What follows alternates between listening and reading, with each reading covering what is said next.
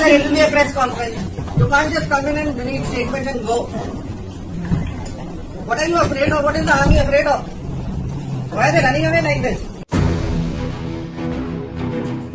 কাশ্মীরের পেহেলগামে পর্যটকদের উপর সাম্প্রতিক হামলার ঘটনায় চিরপ্রতিদ্বন্দ্বী দুই দেশ ভারত ও পাকিস্তানের উত্তেজনা এখন তুঙ্গে।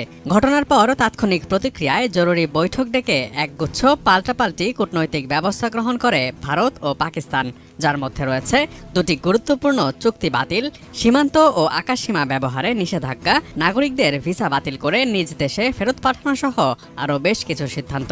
এর সঙ্গে যুক্ত হয়েছে কাশ্মীর সীমান্তে দুই দেশের নিরাপত্তা বাহিনীর মধ্যে গুলি বিনিময়ের ঘটনাও। কাশ্মীর হামলার সূত্র ধরে যখন সীমান্তে সংঘাতে জড়িয়ে পড়েছে দুই দেশ, তখন রব উঠতে থাকে এবারের পরিণতি হয়তো পারমাণবিক যুদ্ধের পথে এগোচ্ছে।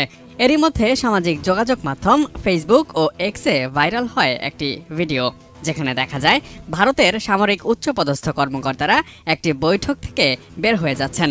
19 সেকেন্ডের ভাইরাল হওয়া সেই ভিডিওটির ক্যাপশনে বলা হয়, ভারতীয় জেনারেলরা মিটিং থেকে ওয়াকআউট করছেন এই বলে যে পাকিস্তানের বিরুদ্ধে তাদের যুদ্ধ করার মতো সক্ষমতা নেই। মোদি যুদ্ধ চাইলেও তার সামরিক বাহিনী পাকিস্তানের বিরুদ্ধে যুদ্ধ করতে সক্ষম নয়।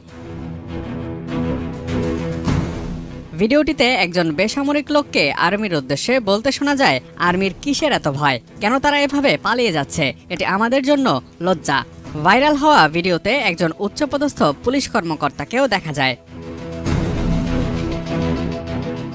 ভিডিওটি প্রকাশের পর ব্যাপকভাবে এটি প্রচারিত হতে দেখা যায় বিভিন্ন অ্যাকাউন্ট থেকে।